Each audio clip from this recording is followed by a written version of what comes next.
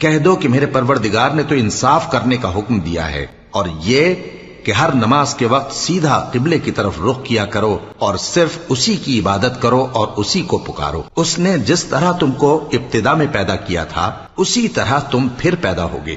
ایک فریق کو تو اس نے ہدایت دی اور ایک فریق پر گمراہی ثابت ہو چکی۔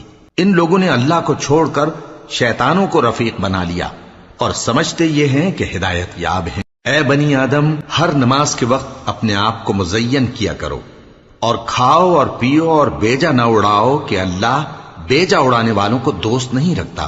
پوچھو تو کہ جو زینت و آرائش اور کھانے پینے کی پاکیزہ چیزیں اللہ نے اپنے بندوں کے لیے پیدا کی ہیں ان کو حرام کس نے کیا ہے؟ کہہ دو کہ یہ چیزیں دنیا کی زندگی میں بھی ایمان والوں کے لیے ہیں اور قیامت کے دن صرف انہی کا حصہ ہوں گی۔ اسی طرح اللہ اپنی آیتیں سمجھنے والوں کے لیے کھول کھول کر بیان فرماتا ہے۔